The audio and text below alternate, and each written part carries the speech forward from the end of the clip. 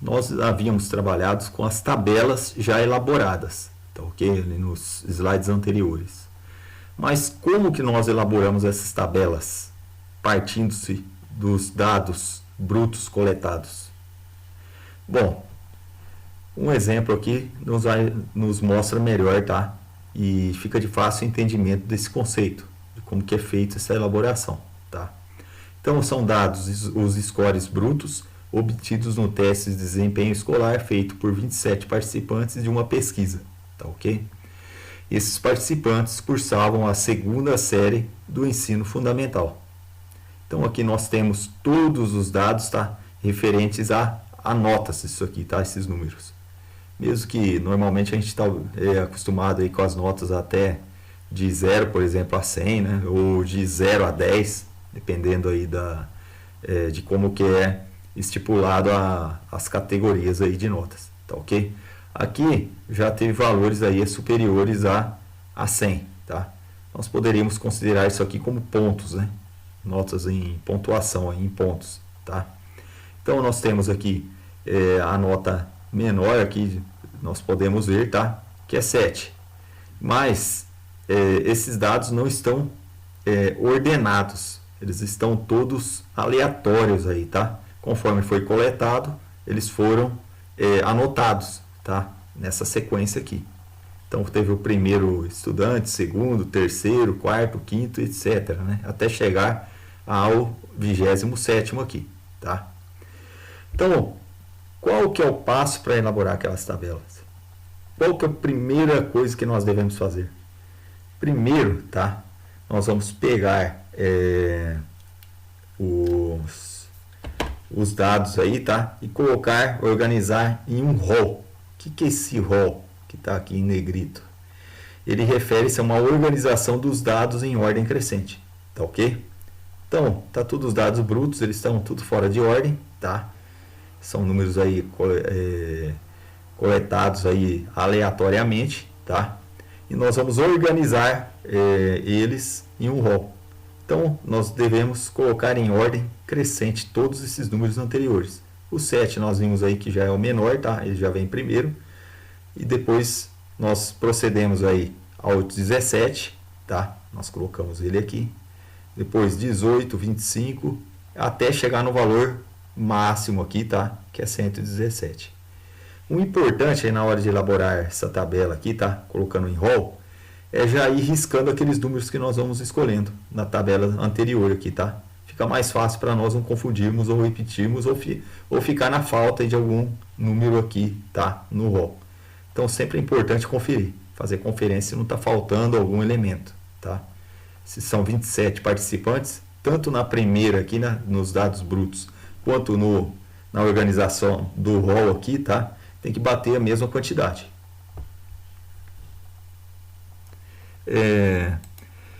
Logo em seguida, partindo-se após a elaboração do rol, tá?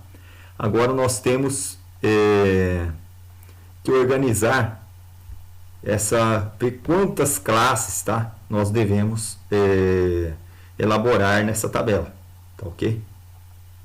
Então, para isso, nós vamos pegar organizar isso numa tabela de frequência, tá? Agrupando os dados em faixas, tá ok? Essas faixas elas vão receber um nome genérico de classe, tá? São cada uma daquelas linhas da tabela, tá? Logo abaixo do termo lá frequência, aí vai ter lá os valores, tá?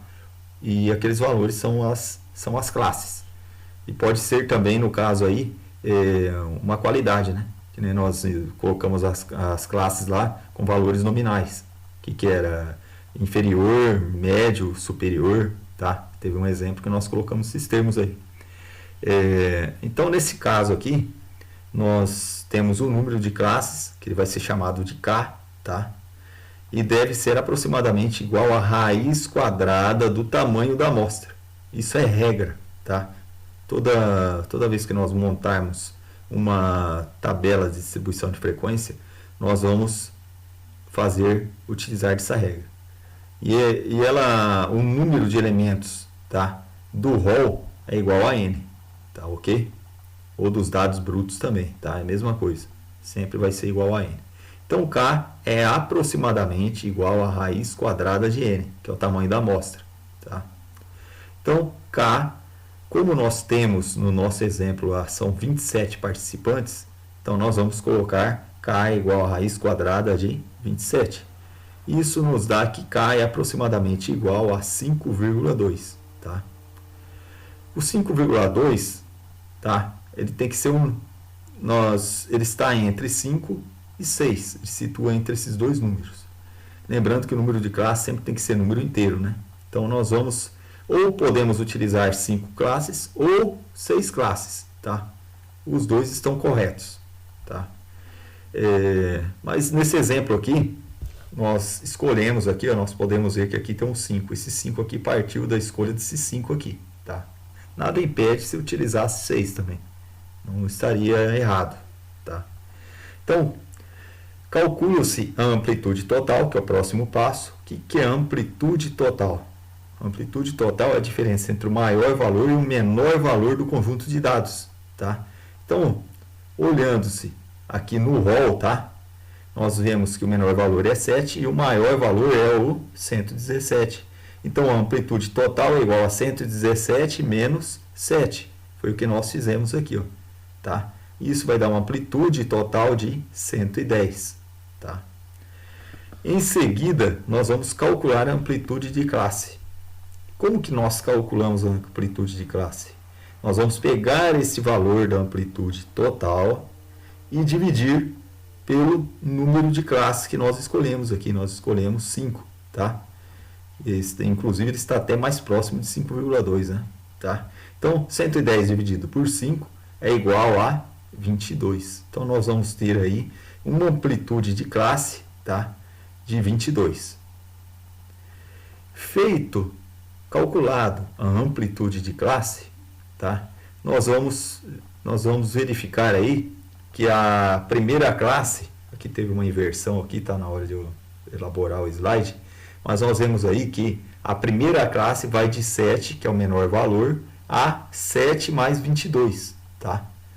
Por que nós somos 22? Nós pegamos o limite inferior da primeira classe, que é 7, é o menor valor, tá?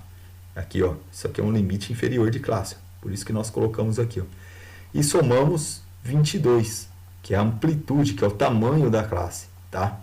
E isso nos dá 29, que é o limite superior da primeira classe. O limite superior é esse aqui, ó, tá? Mas o que é esse símbolo aqui, tá? Toda a tabela de distribuição de frequência, tá? Como nós temos dados aí organizados em classes, tá? E essas classes aí, elas têm um tamanho, né? Que nós vimos aí, que é o limite, né? De classe, tá? Que é 22. Então, nós vamos ter que utilizar esse símbolo. Esse símbolo significa que o 7 está incluso aqui, tá? Aqui, ó, esse tracinho aqui significa que é o conjunto fechado aqui. O 7, ele entra aqui nesse valor, tá? Só que o 29 não. Pode ver que está aberto aqui à direita. Então, o 29, ele vai entrar aqui na segunda classe. Nós vamos trazer ele para cá, ó. O limite superior da primeira classe é igual ao limite inferior da segunda, tá? Mesma coisa, ó, 51 aqui que veio para cá. Mas como que nós calculamos esse 51? Tá? A primeira classe foi feita aqui, tá? De 7 a 29. E o da segunda classe foi de 29 a 51, tá? Por quê?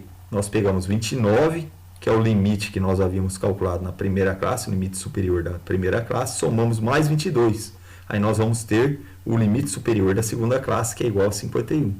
E assim nós vamos proceder, somando 22, né, o 51, nós vamos obter 73. 73 mais 21 dá 95, tá? Mais 51, né? E 95 mais 50 mais 22, quer dizer, somando 22 aqui, nós estamos somando 22, né? Vai dar o 117, tá ok? Então, olhem bem, de 7 a 29, nós temos 4, tá? 4 elementos aí que estão de 7 a 29. Por que são esses 4? Nós vamos fazer a contagem lá na tabela aqui, tá? De rol. Nós vamos utilizar sempre esse rol aqui, por isso que é fácil, tá? É importante colocar em ordem crescente aí para facilitar na hora de eliminar esses dados aí. Então vamos lá, ó. Vai ter que entrar de 7 até 28, na verdade, né? O 29 não entra, tá? Então nós vamos lá, ó, de 7 até 28. Quantos elementos nós vamos ter? 1, 2, aqui, ó, 3, 4, 5, 6, 7, 8. Não, quantos que foi? 1, 2, 3, 4. Tá? Aqui já passou. Aqui já não entra mais. Então, nós temos 4 elementos. Então, por isso que veio esses 4 elementos aqui na nossa tabela aqui. De 29 a 51. Vamos lá? Vamos fazer a contagem. Então, paramos aqui no 25, né? Ó, 29 até 51, na verdade, vai 29 a 50, tá? Que o limite superior ali no 51, ele está aberto, tá? À direita. Então, vai ficar 34, aí vai ser 1, 2, vai ser só isso aqui, tá? Só 34, porque aqui já passou de 51, 75 é maior que 51, então só temos um elemento, tá? 51 a 73, quantos que vão ter? 51 a 73, ó, já foi 75, não tem nenhum aqui, tá? Então, ele, aí no caso vai ser 0. Nós vemos ali, tá? Valor igual a 0.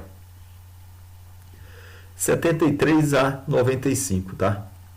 Quantos elementos tem?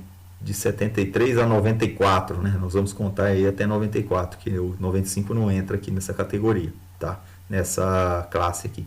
Então vamos lá. A partir de 73 até 94. Vamos fazer a contagem. 75 entra, né? 1, 2, 3, 4, 5. 5 elementos, tá? 94 não entra, tá? No caso vai entrar, tá? Ali tá, eu tinha colocado, né? Era até 95. Vamos lá dar uma olhada. Então entra, tá? Então são 6 elementos. Vai entrar o 94. De 95 até 117. Agora vai ter que contar a partir de 95, tá? 95. Então vamos lá na tabela. 95 está aqui, ó, já tem 2 aqui, né? 1, 2, 3, 4, 5, 6, 7, 8, 9, 10, 11, 12, 13, 14, 15, 16, tá? Elementos. Nesse caso aqui o 117 vai entrar, tá ok? Então, aí temos 16 elementos. Aqui, ó, na verdade tem que ter uma barrinha fechada aqui à direita, tá? Então, tome cuidado aí, tá? Na hora de colocar, se entrar o limite superior aqui na última classe, tá? Então, fechem aqui à direita. Com essa mesma barra que está aqui, procede-se aqui, tá? Fica aparecendo uma letra H quase aqui, tá? E assim nós terminamos aí, tá? O nosso estudo aí de distribuições de frequências, tá? Lembrando-se também que esses dados aqui, eles podem ser utilizados na elaboração do histograma, tá? Essas tabelas de distribuição de frequências, elas podem ser a base aí, tá? Para a construção do histograma, que são aquelas gráficos que nós já vimos aí, tá? Na aula anterior. Então, eu deixei disponibilizado aí, tá? No decorrer dos slides aí, tem 3 exercícios aí, tá? Para vocês praticarem, tá? E além daqueles que eu vou deixar disponibilizados para entrega aí valendo nota. Bom, assim nós terminamos aí a nossa aula e até mais, até a próxima.